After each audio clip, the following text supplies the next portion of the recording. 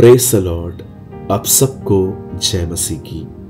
एक बार फिर से आज़ादी के इस नए एपिसोड में मैं आप सबका यीशु मसीह के नाम में स्वागत करता हूँ। मैं प्रभु को बहुत धन्यवाद देता हूँ कि वो हमें लीड कर रहे हैं हर दिन। मैंने इससे पहले कुछ वीडियोस डाले हैं, बीमारी, डिप्रेशन, स्मोकिंग, ड्रिंकिंग, ड्रग्स, गलत फेलोशिप, एंगर, गुस्सा, इन सब चीज़ों से छुटकारा पाना। आप जानते हैं यीशु की सबसे मुख्य सेवकाई इस पृथ्वी पर यही थी कि वो आपको आज़ाद करे, वो आपको छुटकारा दे। मेरी बाइबल कहती है कि वह इसलिए आया कि हम जीवन पाएं। बाइबल कहती है वो इसलिए आया ताकि वो प्रभु की इच्छा पूरी करे। लेकिन बाइबल ये भी कहती है कि वो इसलिए प्रकट हुआ ताकि शैतान के कामों को नाश करे, खत्म कर दे उन्हें, और आज वो कर रहा है। दुनिया कहती है पापी को मारो, यीशु कहता है नहीं, उसे बचाओ। यीशु पाप को मारता है, पापी को नहीं, क्योंकि पापी को मारने से पाप नहीं मरेगा। पाप को मारेंगे तो पापी जिएगा। आज मैं वचन को शुरू करने से पहले मैं जो कह रहा हूं, ये हो सकता है कि आप में से कुछ लोगों को ये ऑफेंड करे। ऑफेंड का मतलब ये हो सकता है आप मुझसे नाराज हो जाएं, आप मुझे गलत समझें। लेकिन मैं ये जानता हूं कि मैं जो कह रहा हूं मैं वो पूरी तरह से प्रभु के वचन के आधार पर कह रहा हूं। आप जानते हैं धार्मिक और आत्मिक लोगों में क्या फर्क होता है। धार्मिक लोग अपने नियम बनाते हैं, वो अपने नियमों से प्यार करते हैं, लेकिन आत्मिक लोग अपने नियमों से भी अधिक परमेश्वर से प्रेम करते हैं। आप जानते हैं धार्मिक लोग अपने नियम बनाते हैं। मैं आपको एक एग्जाम्पल देता हूं। बाइबल कहती है यीशु सुबह उठ के प्रार्थना करते थे। मरकुस में लिखा है सूरज निकलते ही वो उठा, भोर को वो उठा और दुआ करने के लिए जंगल में चला गया। अब यीशु मसीह सुबह प्रार्थना करते थे। इवन बाइबल भी कहती है कि ऐसे समय में भी ढूंढो प्रभु को जब वो तुम्हें मिल सके। अब ये हो सकता है कि आप भी सुबह उठते हैं और आप दुआ करते हैं। आप जानते हैं बाइबल कहती है यस, वो हमें इनकरेज करती है कि सुबह उठो, लेकिन बाइबल हमारे सर पे गन नहीं रखती है कि तुम्हें उठना ही पड़ेगा। जी नहीं। अब धार्मिक लोगों का क्या प्रॉब्लम है, वो सुबह उठते हैं, जल्दी प्रेयर करते हैं, लेकिन जब वो किसी को देखते हैं ना कि कोई लेट उठ रहा है और उसकी प्रार्थना भी शाम को हो रही है, तो वो उसको तुच्छ जानते हैं, क्योंकि वो उनकी तरह नहीं है, वो उनकी तरह अपने नियमों में डटे हुए नहीं है। आप जानते हैं एक धार्मिक व्यक्ति जो होता है वो सिर्फ और सिर्फ अपने नियमों से प्यार करता है। आपने देखा यीशु मसीह मोस्ट ऑफ अपने चमत्कार सबत के दिन करते थे, क्योंकि सबत के दिन इन लोगों ने, फरीसियों ने कुछ ऐसे नियम बना दिए थे जो बिल्कुल भी गलत थे। परमेश्वर ने बहुत बार अपने वचन में कहा है कि सबत का दिन मनाओ, सबत का दिन करो। पुराने नियम में हम पढ़ते हैं, लेकिन नए नियम में हमें सबत के लिए कोई आज्ञा नहीं है। पुराने नियम में हम पढ़ते हैं कि परमेश्वर कहता है सबत का दिन मनाओ, लेकिन परमेश्वर ने कहाँ कहा ये एक बार भी कि इस दिन पे अगर कोई मर रहा है तो उसको तुम अस्पताल भी ना पहुंचाओ।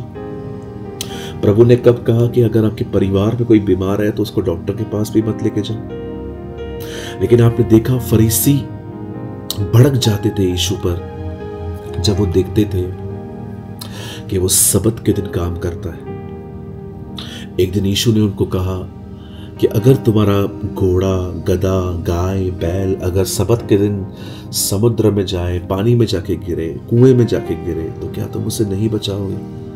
भला मनुष्य का मूल्य भेड़ों से, जानवरों से कितना ज्यादा है। आप जानते हैं मैं जो कहना चाहता हूं वो क्या है। आज आप अपनी जिंदगी की किसी भी परिस्थिति में क्यों न है, हो सकता है कि आपसे रोज पाप हो रहा है, आपकी बाइबल स्टडी बंद हो गई है, आपकी प्रेयर बंद हो गई है, आपकी फास्टिंग खत्म हो गई है, हो सकता है आपको चर्च जाने का भी अब मन नहीं कर रहा है। और इन सब वजहों के कारण आपके अंदर एक बहुत बड़ी गिल्ट है कि मैं प्रभु में होने के बाद भी क्या कर रहा हूं। मैं आप में से हर एक को कहना चाहता हूं, परमेश्वर आपसे प्रेम करते हैं। He loves you। मैं जानता हूं कुछ धार्मिक लोग इस बात को नहीं समझेंगे, वो कहेंगे ऐसे कैसे वो प्यार करता है। मैं एक बात जानता हूं, जब मैं गुनाह में था वो तब मुझसे इतना प्यार करता था, और आज मेरे अंदर पछतावा है, तो क्या वो मुझे छोड़ देगा?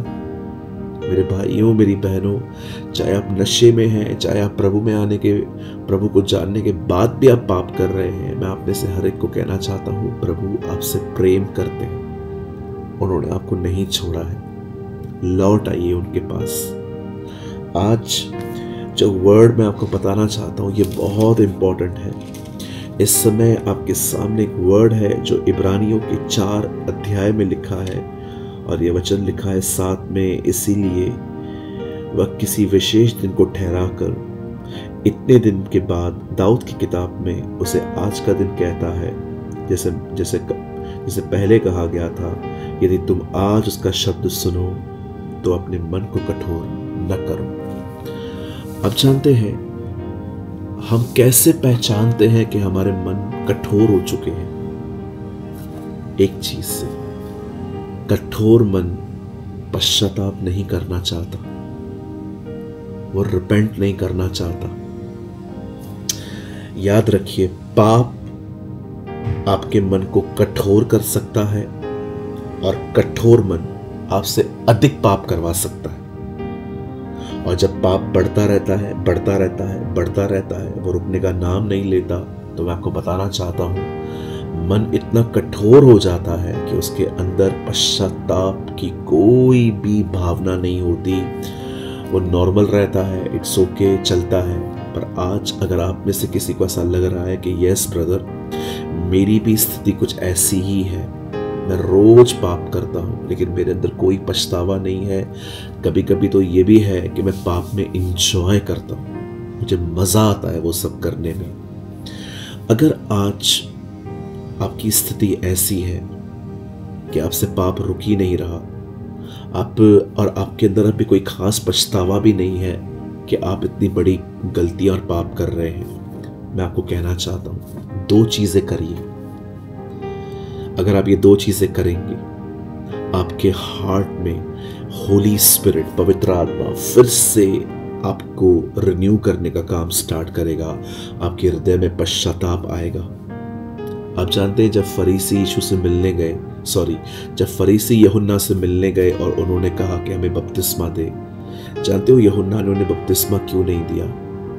क्योंकि वो यहाँ पर सोच रहे थे कि ये एक विधि है, बस हमें पूरी करनी है। पर यूहन्ना ने कहा नहीं, मैं तुम्हें बपतिस्मा नहीं दूंगा। क्यों?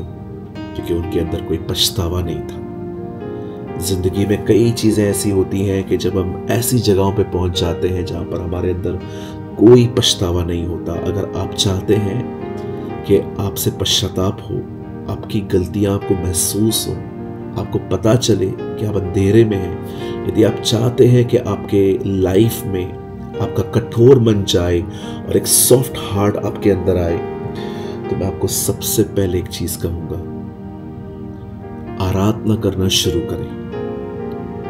यस, आपके हाथ में फोन होगा, कुछ गीतों को डाउनलोड कर लीजिए और उन गीतों को चला के खुद गाइए साथ साथ में। जाते हैं, जब हम आराधना के द्वारा प्रभु की उपस्थिति में जाते हैं, तब हमें वहां महसूस होता है कि प्रभु ने हमें बचाने के लिए क्या किया है। और वहां पर जब हम उसके उपकारों को याद करते हैं, हमारे हृदयों में वापस एक कोमलता आना शुरू हो जाती है। हमें महसूस होने लगता है कि मैं क्या था और परमेश्वर ने मुझसे कैसा प्रेम किया। सबसे पहले वर्शिप करिए, और सेकंड, कभी कभी शांत होके बैठिए, याद करिए क्या थे आप, कहां थे आप, क्या जिंदगी थी आपकी, लेकिन कैसे वो आपको वहां से दलदल से निकाल लाया, अंधेरे से निकाल लाया, सत्यानाश के गड्ढों से बाहर निकाल लाया। और जानते हैं, उसने आपको नई जिंदगी दी। सोचो, आप बीमार थे, आप पैसों की तकलीफ में थे, आपकी कहां इज्जत नहीं थी, आप कर्जों में थे, लेकिन कैसे वो आपको निकाल के ले आया और उसने आपसे प्यार किया। हर दिन उसके उपकारों को याद करें, हर दिन उसकी आराधना करें, और इसी तरह आपके हृदय के अंदर की जो कठोरता है उसके प्रेम के द्वारा वो निकलती जाएगी, और एक दिन आप ऐसे हो जाएंगे कि प्रभु आपको 99 धर्मी भेड़ों में गिनेगा। धर्मी भेड़ें, क्या वो परफेक्ट थी? जी नहीं, वो हर दिन पश्चाताप करती थी, वे हर दिन रिपेंट करती थी। हमें हर दिन पश्चाताप करना है। पश्चाताप का मतलब रोना नहीं है, पश्चाताप का मतलब है अपने पाप को मान के वहां से फिर जाना। अगर आपको रोना आता है कोई बात नहीं है, लेकिन मैं क्लियर कर देता हूं, पश्चाताप बगैर रोए भी हो सकता है। अपने मन को फिराना पश्चाताप करना है। आज इस वीडियो में मैं आपके लिए प्रार्थना करने जा रहा हूं कि परमेश्वर आपके अंदर से इस कठोर मन को निकाले और वो आपको एक सॉफ्ट हार्ट दे, एक नम्र दिल दे। स्वर्गीय पिता परमेश्वर, मैं प्रार्थना करता हूँ यीशु मसीह के नाम में मेरे हर भाई, मेरी हर बहन के लिए जो इस समय मुझे देख रहे हैं। प्रभु दाऊद ने जब बतिशबा के साथ पाप किया तो वो इतना ब्लाइंड हो गया कि उसे महसूस भी नहीं हुआ, कि उसे पश्चाताप भी नहीं किया है, पर वो पाप पे पाप करता जा रहा है। प्रभु हम दुआ करते हैं, तूने दाऊद के लिए कहा था ये मेरे मन के अनुसार है, लेकिन अब उसके मन में कठोरता आ गई। हम दुआ करते हैं हमारे साथ ऐसा ना हो, हम हमेशा नम्र बने रहें, अपने गुनाहों को तेरे सामने मानते रहें और तेरी सहायता को मांगते रहें। हम दुआ करते हैं आज से तेरे हर उपकार को याद करने में और तेरी आराधना करने में हमारी सहायता कर, ताकि हमारा कठोर मन बदले और हम तेरी उपस्थिति में चल पाए। हर एक को आशीष दे, हर एक पर दया कर प्रभु, मैं तुझसे ये मांगता हूँ। सारी महिमा, सारा आदर आपको देते हुए प्रभु, मैं इस प्रार्थना को यीशु के नाम से मांगता हूँ पिता, आमीन, आमीन। मैं विश्वास करता हूँ कि आज के वचन के द्वारा आपने आशीष पाई होगी, बरकत पाई होगी। यदि आप चाहते हैं कि आपको हमारा आर्टिकल मिले, इस समय आपकी स्क्रीन पर एक नंबर है बड़े अक्षरों में, और आपको सिर्फ इतना लिखना है, कठोरता। आपका नाम, आप कहाँ से हैं, और इस व्हाट्सएप पे लिखिए कठोरता। मैंने एक आर्टिकल लिखा है इसके ऊपर हिंदी और इंग्लिश में, और वो आपको एडमिन दे देंगे। और अगर आपको आज लगता है कि आज का वचन मेरे लिए था, तो कमेंट बॉक्स में कमेंट करके जरूर बताएं। प्रभु आप सबके साथ है। आप सबको जय मसीह की।